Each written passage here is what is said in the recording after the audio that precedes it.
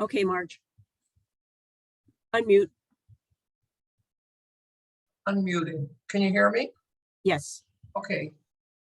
Great to see all of you today. My hope was that at our annual meeting in 2023, we will gather in person at either the renovated Mount View Church or local hotel. We're already ready to return to normal. As we attend our meeting this morning, others are at the state office preparing banners and signs for the March to Fight for Abortion Access. The Denver Bands Off Our Bodies March is just one 600 across the United States. It will continue throughout the morning and the afternoon. Today, we are witnessing the League in action. One of our main missions is to encourage citizen participation in local, state, and national government. In addition, we are a recognized force in the community and establish positions on public policy through members' discussion and agreement. As a member of the League for over 50 years, I am so proud of our organization and how we have touched our community in so many ways. We will continue for many years to come. Have you heard? The League of Women Voters United States National Convention is in Denver at the Sheraton Hotel from June 23rd to the 26th. You can join us in person or on Zoom. Information can be found on the national website. Were any of you at the last meeting that we held in Denver? Many, many years ago. And now it's time to begin the 2022 Denver annual meeting. I would like to introduce Barbara Allen Ford, our program director. Barbara. Thank you, Marge. I'd like to introduce Dr. Dawn Wilson Davenport, a Colorado star. Dawn is from Pueblo. She went to the University of Colorado Boulder for her undergraduate studies and completed her PhD at the University of Alabama. She thought she would travel the world, but came home to do her internship here at the Anschutz campus and met her husband there. And she hasn't been able to travel since, but she has been an invaluable person in the evolution of family and child services in Colorado. She's actually been based at what was until recently the Mental Health Center of Denver and is now called WellPower. She was a psychologist there first and then a program director, next the director of clinical services, and now the vice president of child and family services. We're hugely proud to welcome her to this morning and to hear her thoughts about where we are and where we need to go. Thank you so much, Dawn, for taking time from your Saturday and your family. Oh, can you hear? There I am. Thank you, Barbara. And thank you all for having me. It's an honor to be here with you all this morning and a great way to kick off my Saturday before I go spend the rest of the day at basketball tournaments. So thank you.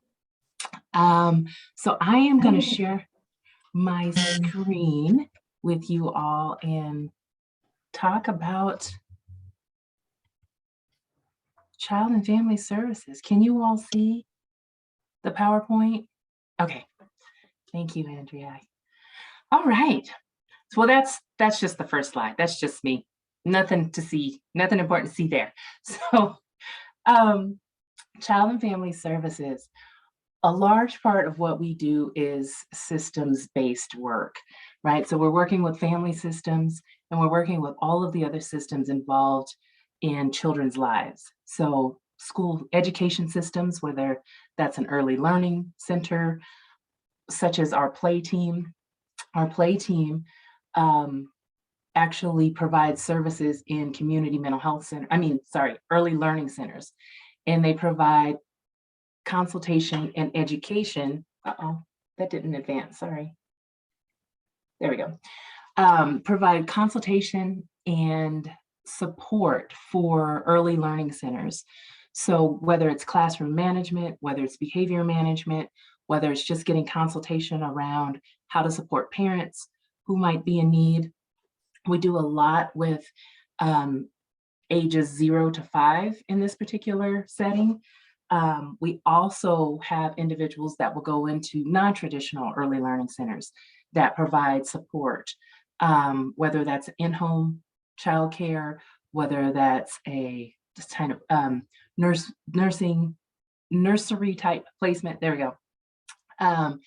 And one of the ways that the staff also help support the staff is not just around the kids, but it's also around some of the things that staff are experiencing. So we have unfortunately had kiddos who have lost their lives, and our staff are able to provide grief support, help the teachers and administration, as well as to help the teachers and administration know how to support the kids when their playmate no longer has made it to the center. Those are hard situations, but it's another way that our consultants are able to support not just the kiddos, but the centers, and then largely the community. Another area where we are focused on early childhood is our Right Start for mental health. And they provide clinical services for ages 0 to 5. And so, when I started with overseeing our child work at Mental Health Center of Denver, there was a lot of people that were like, kids under 5, like they don't have mental health.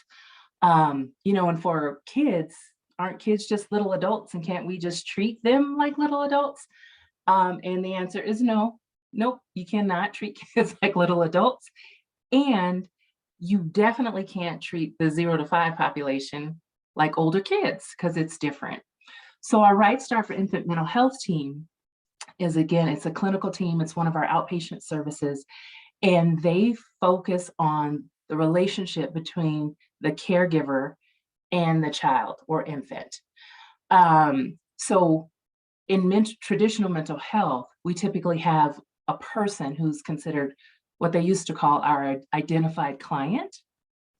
With Right Start, the identified client is that relationship, right? So the focus is making sure that there's a healthy attachment, a healthy bond between the caregiver and the infant or the child. We have had situations where we have worked with pregnant moms who, for whatever reason, don't feel attached to the baby that they're carrying. And we're able to work with that mom to build those attachments early before the baby arrives, so that the mom can be the most effective parent that she can be. Right Start for Colorado is a grant that we got with SAMHSA, which is the Substance Abuse Mental Health Services Agency. And so they have funded us for the past 4 years now. It's a 5-year grant to provide training for the entire state of Colorado around infant mental health and consultation, early childhood consultation. Because one of the things that we'll talk a little bit about later is workforce shortage. So even prior to the Great Resignation, infant mental health and early childhood has struggled with workforce shortages, whether it's classroom teachers, whether it's behavioral health supports or consultants, whatever that looks like, there has been a shortage. And one of the things that the Right Start for Colorado grant aims to do is to help kind of shore up the current workforces that we have with an additional skill set. And that's in infant mental health and consultation. And a lot of the different places that people interface with kids and adults, and their caregivers rather, it could be a primary care physician's office. It could be a hospital. It could be the local nursery. It could be, again, another early learning center. So our reach is vast, and we're trying to touch as many providers as possible to help provide, again, additional skill set so that we can help shore up the workforce to work with these little ones. Because this is one of the critical areas of development, right? We have to get kids set up on the right path with the right healthy resources and adults to be able to take care of them. Now, some of our other outpatient services, once we go from 0 to 5, we go from 6 until. And so we provide services in child and family across the lifespan. So from the womb all the way through. And our outpatient services are designed for 6 and up. We have individuals that focus on elementary age kids, teenage, transition age children, adults, and then elder adults as well. The difference between the services we provide for adults and our adult services is usually the level of acuity and need that the adults may have. Most of our work focuses on helping adults be healthier in their relationships and more solid in their parenting. So we have outpatient, we have specialty clinics, El Centro de las Familias, and our deaf and hard of hearing services. And they focus on making sure for those particular communities that we're providing bicultural, bilingual services. So our deaf and hard of hearing therapists, we have 4, and with the exception of the program manager who is hearing, all of our deaf and hard of hearing therapists are deaf and fluent in American Sign Language. We have Spanish-speaking clinicians throughout our services, given our large Hispanic and Spanish-speaking population that we serve. And so we're able to provide those services in a culturally sensitive and responsive way. The other kind of outpatient type service we have is our Skyline Academy, and that is our day treatment program. And we have a school from grades 1st through 8th, and it's located at our Dahlia campus for health and well-being. The kids come to us during normal school hours. We provide transportation. We provide breakfast and lunch and snacks. If the kids are on medication, we also provide those. And we strive to make our school experience as for this particular setting as normal to as close to a normal, what they call normal, mainstream school as possible. So we'll take class pictures, we'll do field trips, we have presentations, we do graduations at the end. And so the kids really flourish and often make the academic gains during the time that they have with us. Most kids, in terms of length of stay, are there for roughly a school year. Some kids, depending on their need, may stay longer or shorter. And the goal is to help them to develop the skills that they need to manage their emotions and behaviors, as well as to help them on their academic path and close whatever gaps their behaviors may have contributed to. And then we help them transition back to the school that they should be in and stay connected to help should there be any challenges transitioning or adjusting to the new school setting. Oh, okay. In addition to play, we have several other community-based services. School-based, we have clinicians who are embedded in a variety of different DPS schools. We can partner with Denver Online School. We're in several elementary schools, middle schools, high schools. And so the way that we get referrals there are through teachers, sometimes the principals. Some of the schools also have a behavioral health team that will make referrals. And all of the services that we provide, we're able to connect kids to any other services that we have throughout the organization as well. The other team that we have is our intensive treatment team. This is our most intense level of care within child and family.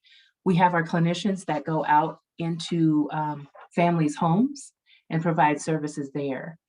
Typically, when we get a referral for a family that is in need of family therapy in the home, there's quite a few things that are going on. So there's the need for case management services. There's a lot of oftentimes crisis management or resource attainment. So we'll have to partner with case managers sometimes to get food and other resources, school clothes. And the services or the amount of time we provide services in the home range anywhere from 3 to 6 hours a week. Those services can be, they're largely family therapy, but again, depending on the family, we can tailor that to whatever is also needed. So we may do family therapy in addition to doing some individual therapy in the home.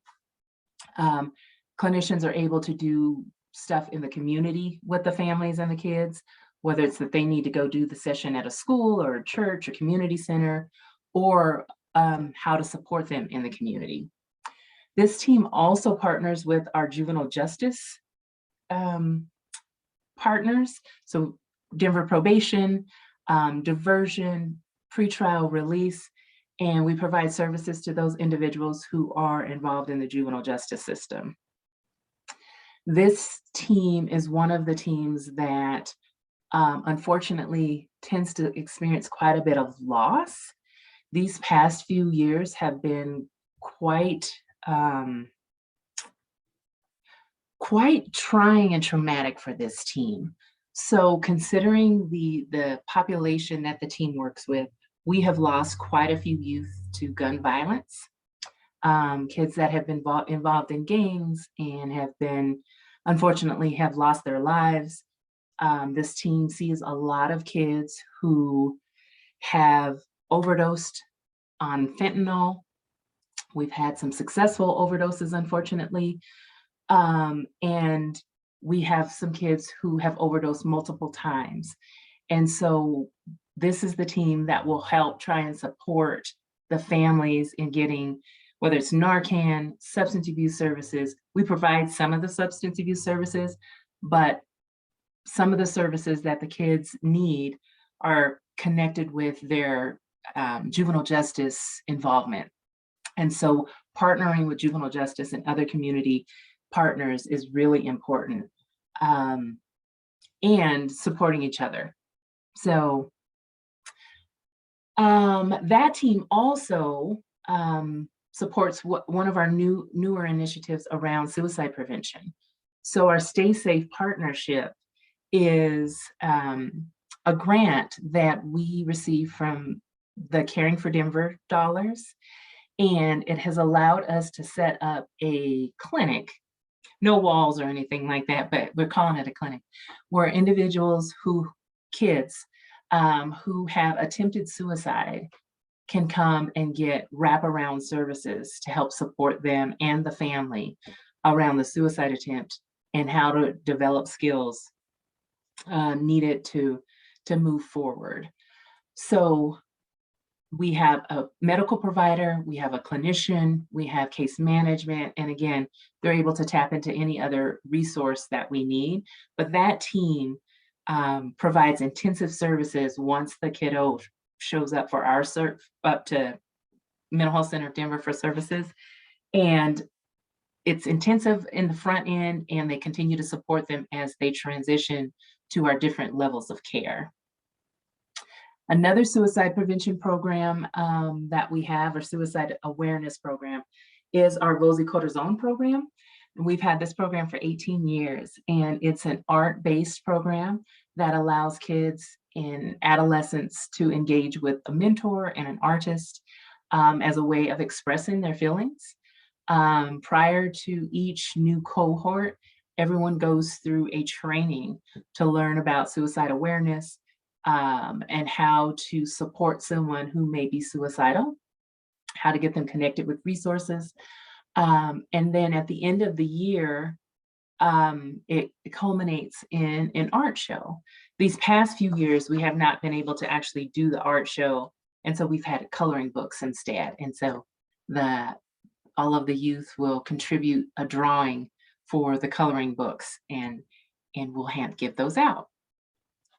Healthy Living is another group, team that provides prevention-based groups in the community. And those groups depend on what the community is asking for. However, they're centered around our 8 tenets of wellness. So whether that's educational wellness, financial literacy, spiritual literacy, physical, social, emotional, all of the components of what it means to be well or have whole, total wellness. And those services are free to the community. People do not need to be enrolled into our clinical services to participate in those. So these are some of the neighborhoods that we are in Denver, in the city of Denver. This is, again, just child and family. We are largely in schools. And one of my goals is to have someone or some site or some little icon in every neighborhood in Denver, with the goal being to have a community resource that is available that can get people connected to our services should they need them, and or other services in the community. So you see the green triangles are our play sites. So play, again, is our early childhood learning centers. The blue circles are our schools. The black square is juvenile probation. We've got the purple stars that are MHCD sites. And then we also have a clinician up here in Elyria, Swansea that is at focus points. And so we are definitely community-based, and it's all about meeting the community where they are, and being able to get into sites so that we are able to be embedded, so that, especially in communities of color, that we're able to minimize the stigma of mental health as much as possible. So I had alluded to earlier, our desire to have individuals who are bilingual in Spanish on every team. And so here's just a snippet of some of the people that we serve in child and family. Largely, people identify as Hispanic, Latino, Chicano, or multiple races. And we see the most teenagers, followed by the 6 to 11, so the elementary age youth, and then followed by our 18 to 30, well, 18 to 40. That group is kind of our next largest volume, and then 40 to 50, and then it's our 0 to 5. And so again, most of our work is above age 5, but there's still quite a bit of work to be done in that early preventative area where we can hopefully impact some change. Our latest location is the Dahlia campus for health and well-being. We have all of the services that the community asked for there. It was a community-informed process. They did not want us there to begin with. We heard a ton of different reasons why. Again, a lot of it was embedded in the stigma and myth around mental illness and what it means and looks like for a person to have mental illness. I will remember one of the times I was out at a meeting and someone was like, "We don't want crazy people breaking loose and breaking into our homes." And it was like, wow, who said, like, okay. And it took me a minute, like, because I've been doing this for so long and I know there's a stigma, but I was like, that never even crossed my mind. And I'm like, and where would we be keeping these people that would be breaking free? And so having to explain, like, what is community mental health? What is mental illness? What is mental wellness? We all have mental health. And it's a matter of making sure that we keep our entire body healthy because it's all connected. So the community eventually gave in and said, okay, if we're gonna do this, if you guys are coming anyway, or this is what you have to do in order to get our support. These are the things that we want to see in this space in order to get our support. They wanted, in addition to the mental health services, they wanted a dental clinic. They said that there was not a dental clinic in the area, and that one of the challenges that they were seeing in a lot of the elementary schools was that kids, even though the schools were offering nutritious meals, the kids weren't eating them. And so there was a particular chef in one of the schools who kind of explored what was happening a little more and learned that in his school in particular, the kids weren't eating like the carrots and the celery and biting into apples because they had dental challenges. So they had cavities, they were experiencing pain and weren't able to get their dental hygiene taken care of. And so that was one of the things that they advocated for. And so we've partnered with Kids in Need of Dentistry, and we have a dental clinic on site. So related to the issue around healthy food, the community said they wanted access to fresh produce and fresh protein. As that area, Northeast Park Hill, so the space is located at 34th and Eudora, and that area was considered a food desert and a food swamp. Food desert meaning that there was not access to a lot of fresh produce or fresh healthy food, and a food swamp meaning that there was an overabundance of junk food and fast food. And so they wanted access, affordable access to healthy produce and protein. And so we have a 40,000 square foot urban garden and an aquaponics greenhouse. And all the produce and fish are raised on site and they're offered to staff, community. We're trying to get back into the swing of doing our farmers markets. You know, COVID made that incredibly challenging. And so we are trying to figure out the best way to do that in a safe manner. So we've got food boxes that we sell. We accept SNAP and EBT and other ways to pay for food.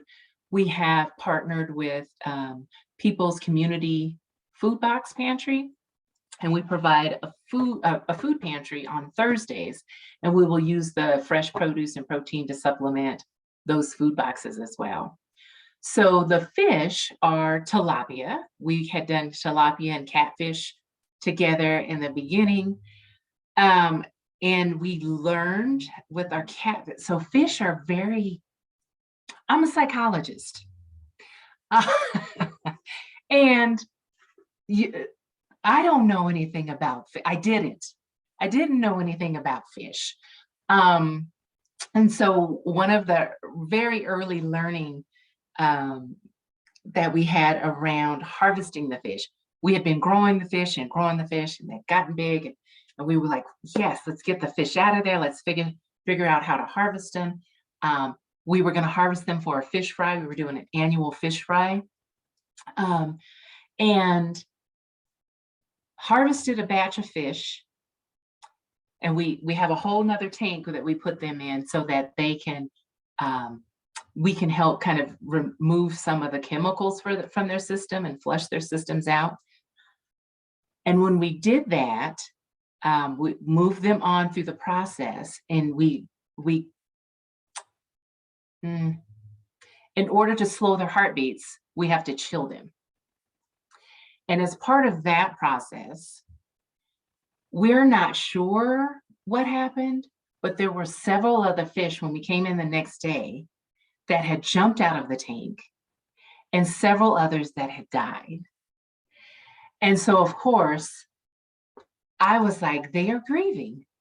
And so we lost an entire cohort of fish because we took a certain fish, and they were still in the space. And so we had to change our whole kind of processes and how we did that so that, and we don't really know, but that was being in mental health. We were like, they're grieving. They've lost their family and friends. And so we've learned now that it's better to have Seattle Fish Company do our fish than for us to do our fish. So we will harvest them and then we send them to Seattle Fish alive. And things have gone smoothly. The other thing that the community wanted was access to community space. So they said that there was not enough space in the community to host events, such as baby showers or meetings. And so community members are able to come into our space and reserve space for such events. Again, we are still trying to ramp up some of those activities.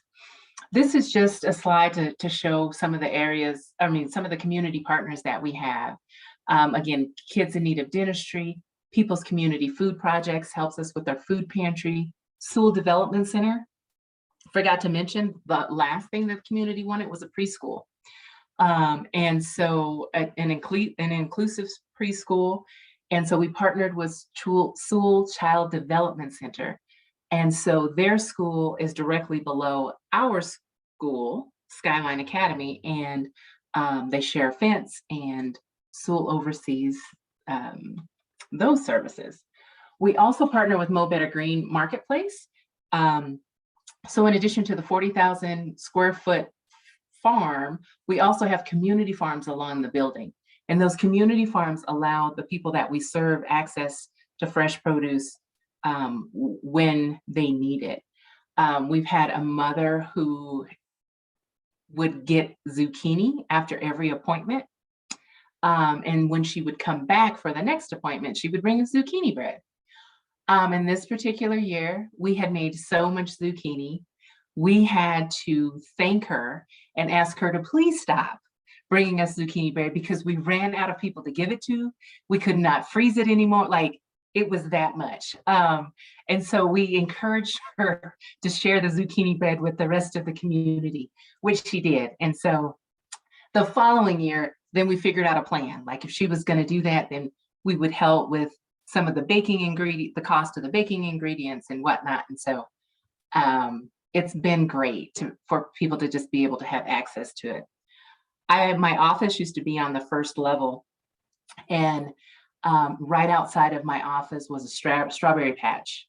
And every day around 3 o'clock, 2 little boys would come riding their bikes through the campus, stop at the strawberry patch, gobble up some strawberries, dirt and all, gobble up the strawberries, and then continue on their way. And I would look for them every day. Coming soon. So in addition to the Dahlia campus, we are hoping that we will get a similar campus, meaning that its campus, it's larger than just a building, and that the community will inform what is there and what services look like. We're hoping to have one on our west side of town. So we currently have a location at 14th and Federal, and we're hoping we're able to utilize that space and develop a campus there with community input. The other area that we will have some more presence is in Montbello.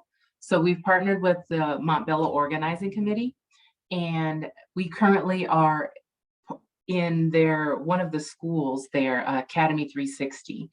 But the Montbello Organizing Committee is also connected with Freshlow, and Freshlow is an organization that is in the process of developing a location in Montbello off of Peoria and close to I-70, which will have a grocery store, a black box theater.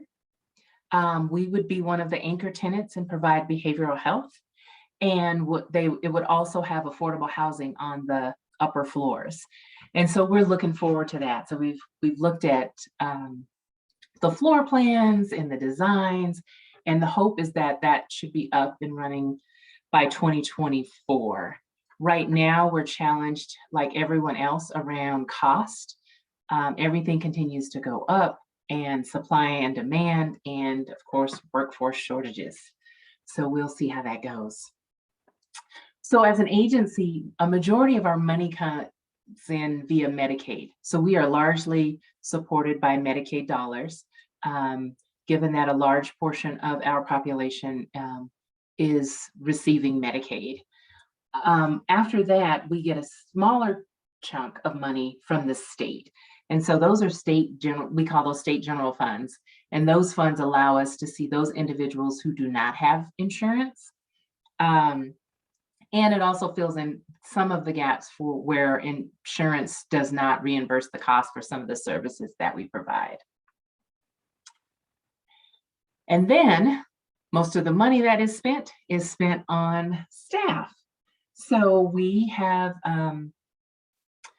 close to 1,000 positions within the organization. Yesterday, the total number that we have filled was 918. And of those 918, 126 are within child and family.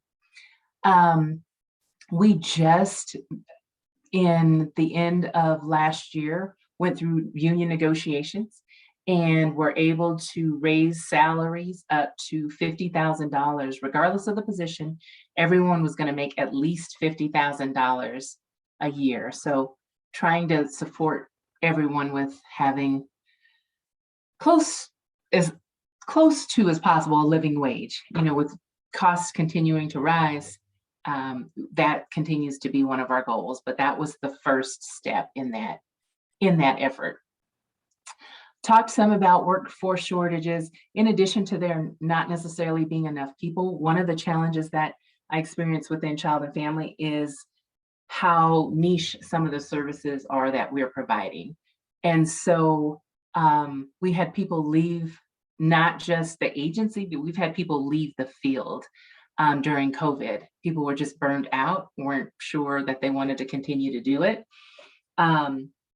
And so being able to fill those positions continues to be challenging. So finding people, and for certain teams, for example, our Right Start for infant mental health, to find someone who likes working with that particular population, is trained to work with that particular population, is also bilingual, and so the more and more specialized some of our services are, the more challenging it can be to fill those positions. Some of the opportunities that remain in the community where we definitely need to spend more energy and effort and focus on is around, well, I've already said workforce retention, but we've got to get people interested in providing those services earlier on. So I know we've talked quite a bit around getting people in college, and I believe we need to extend that outreach into high school and even middle school, so that kids know what it looks like, and to help for those who want to help others and want to be therapists, kind of what that path might look like. I spoke some about youth violence. They are concerned. There are people who work with youth, gang involved, high risk, that are concerned that this summer is going to be another violent summer, unfortunately, for our kids. I'm sure some of you have noticed that it seems that there's been a shooting of some sort or some type of violent act. It feels like almost every day in the Denver metro area. And we've got quite a few kids who are unfortunately involved in some of that, and feeling the need to carry handguns more than has been the norm for safety. And so there's definitely opportunity around being able to provide some youth violence prevention and supporting families as well. Suicide prevention is definitely, that's always on our radar. And there tends to never really be enough resources to be able to support that. Housing continues to be a challenge. We are also experiencing an influx of immigrant and refugee populations, and so how best to support those populations. Oftentimes there's training needs that come along with that, so making sure that we are sensitive to the culture and know what will be helpful as opposed to harmful, because that's the last thing that we want to do is be harmful. The other thing that is out there that just passed on Tuesday is the Behavioral Health Administration bill. And so this bill was designed to centralize all of the behavioral health resources in one place. And so it's going to be a state agency. It's supposed to launch July 1st of this year. And the thought is that it's going to help break down barriers. Uh-oh, do I have 5 minutes? Oh, I'm sorry, Andrew. I thought you were giving me a sign to wrap it up. Sorry. It's designed to break down barriers, figure out where the gaps in services are, and to create some competition. And so definitely agree that the Colorado behavioral health system definitely needs reform. It is a broken system. And all of the individuals who are providing services, whether it's private practice, community mental health, everyone is trying to do the best that they can. Some of the concerns that we have with this particular bill is that it would change. It's not the competition piece, right? Because there's more than enough work for everyone who wants to do the work. However, part of the challenge that we would be faced with is there being more work for more people to do without the resources to actually do that. So for example, what it would look like for the community mental health centers. So there's 17 of us. And so what it will look like for the community mental health centers is that the Behavioral Health Administration wants to separate the services into comprehensive services and the essential services. What community mental health centers do are comprehensive services. So it's all of those services that helps a person have a whole life. So we do housing, we do transportation, food banks, behavioral health services. We have, all of those services. The essential services are those services that would allow providers to pick and choose what they want to do. So if you have a ton of providers that just want to do outpatient therapy, then who is going to do the case management?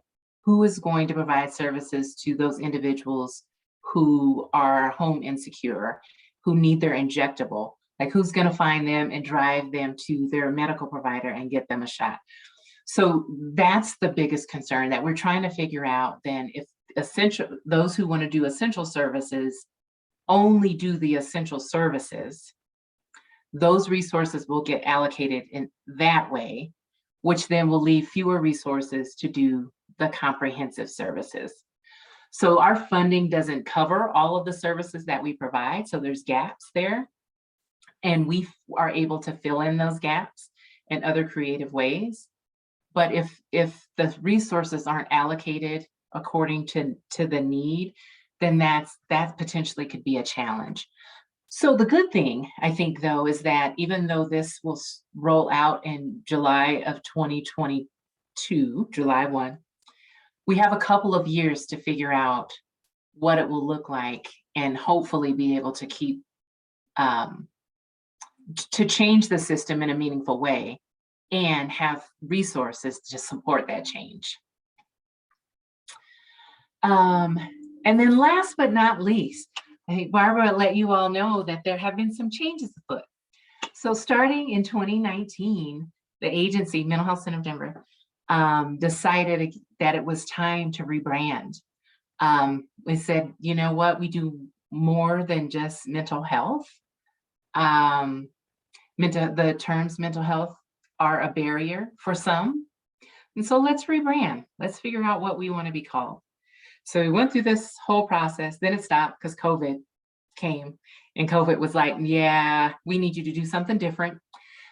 So we switched to telehealth, focused on COVID and how to support people through that. Summer of 2020, spring of 2021, we decided, okay, we've got some of this under wraps. We've figured out this telehealth. Looks like we're going to be in COVID for a while. Let's go ahead and rebrand. So we moved forward with the rebrand it launched in May, and we are now WellPower, and we power the pursuit of well-being. And that's where we are today. So thank you all for your attention and allowing me to share. Oh, Dawn, that was really excellent. It was wonderful to hear about all the amazing things that, I'm sorry, what's your new branding now? WellPower? WellPower. It just went away Yeah. and I was like, I was going to use it. WellPower, that's great. And we have a lot of questions, lots of interest in what you're saying. We'll try and get through a few of them, as many as we can. And then maybe we can send you the ones we don't get to and maybe get responses if that's possible. That'd be great. Absolutely. I will go ahead and put my email address in the chat. That'd be great. Oh, go ahead. No, go ahead. Sorry. I was going to say on my cell phone, because you can always call me too. That'd be great. We usually end with how we can help and with advocacy, but I thought maybe since you just told us about the BHA bill that we would start with that. Is there anything that we can do as community members and advocates for mental health? If there's anything we can do. That would be great. And I can connect you with our internal team that is out there championing all of that. Again, it's not that none of us believe that the system is perfect. It's just making sure that the resources are allocated and that they're listening to all parts of the system, right? So again, we've got 17 community mental health centers. We have smaller agencies that provide behavioral health services. We have private practitioners. And I think everybody's voice needs to be at the table. And I'm not sure, I know that the director, Dr. Medlock, is doing like a community tour and has been out visiting different sites. And that's a lot, right? And so I'm not sure the other efforts that are happening to, again, elicit more input and buy-in and thoughts from other providers. The 17 community behavioral health centers have the community behavioral health center as their kind of umbrella organization, if you will, and they do quite a bit of lobbying as well. But the more voices, the better. And so I'm not sure who's the best contact with you all's group, but I definitely can connect them with our internal team.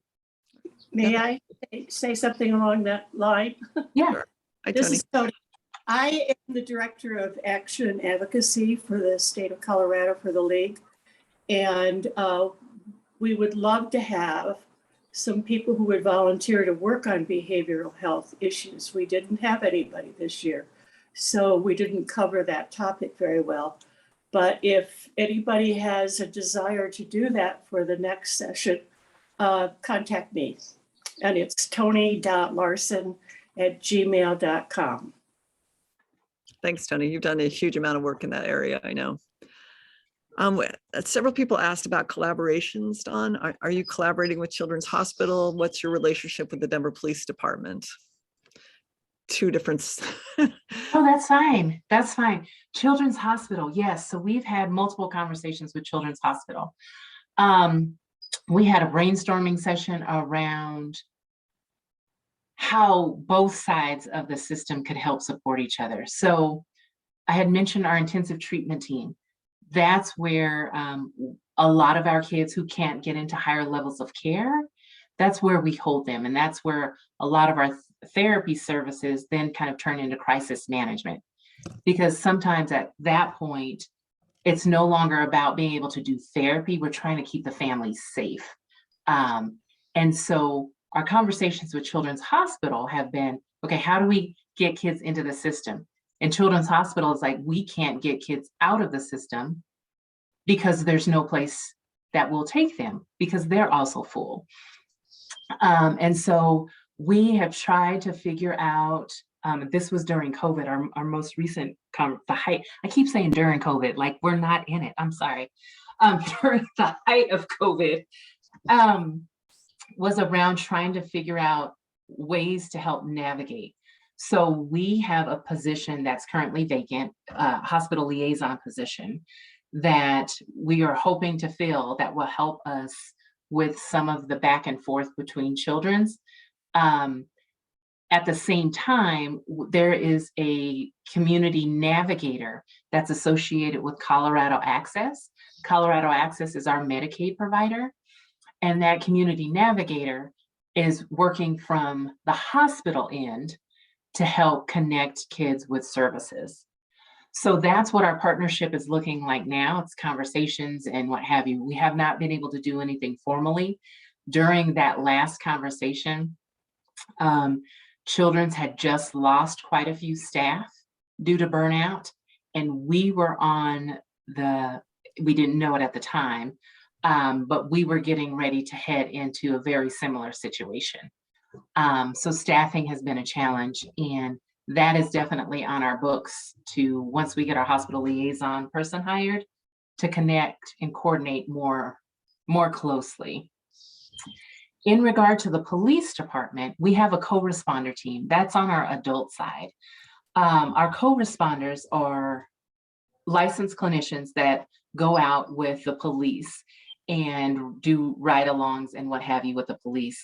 And if there's an individual who appears to be experiencing some type of mental health challenge, they work to get that person connected with services in lieu of sending them to jail if services makes the most sense. In terms of how that interfaces with child and family, actually this example will highlight all of the different ways that all of our services are intertwined. So I get an email from our director that oversees our co-responder program, and he says, hey, we've got a 10-year-old who was at a family gathering. One of the adults at the gathering got really upset, pulled a gun, and pointed the gun at family members, and then committed suicide right in the middle of the party. The 10-year-old had the gun pointed at her and witnessed the suicide. Can you get the kid in services? So I reached out to our access team because we need the parent to call. So I reached out to the access team, let them know of the situation, and to be expecting a call from this mom. Another part of the agency was aware of this mom because she was receiving services elsewhere, and said that she was connected with one of our community hospitals where we have a partnership, and that the mom was seeing someone there for services, and would reach out should she need anything else. Fast forward to just yesterday, mom reached out because now not only does the 10-year-old need services, but now the 3-year-old needs services and can be seen in our Right Start program. All of the family speaks Spanish. And so that's how like all of our services or interact or interface, and it's an entire system, multiple systems now that we will be working with, trying to figure out how best to support the family, not just at our agency, but also the other agency where mom is getting her services. And it all came through the police. Wow, that's quite a story. Thank you.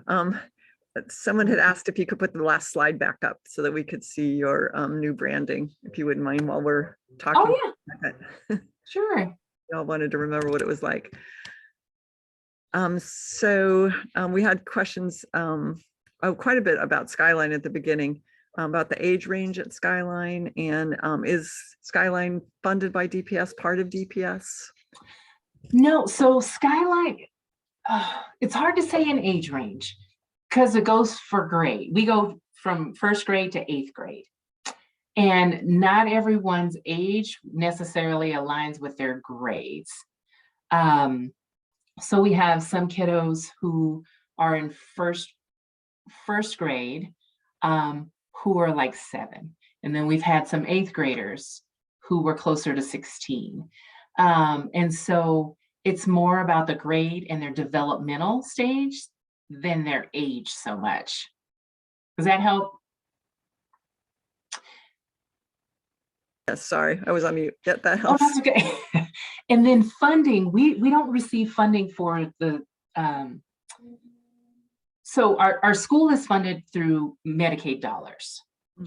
And the part that the Colorado Department of Education provides funding for is around the per pupil rate that they would provide any school. So they pay a portion for the education side, but not the therapy side. And so their system is more of a blended funding stream. And so we not only provide school services for kids in Denver proper, we have kids from, we've had them from Brighton, we've had them from Jeffco. So unfortunately, other school districts are reducing their services. Just learned Thursday that Aurora Mental Health has closed 2 of their day treatment programs. And so we've got an influx of referrals coming from Aurora. So it depends on the school district. So they'll pay for their kiddo to have a seat in our school. So it's not coming necessarily from DPS, but it's coming from the Department of Education. And then we cover the transportation cost and the food and everything else.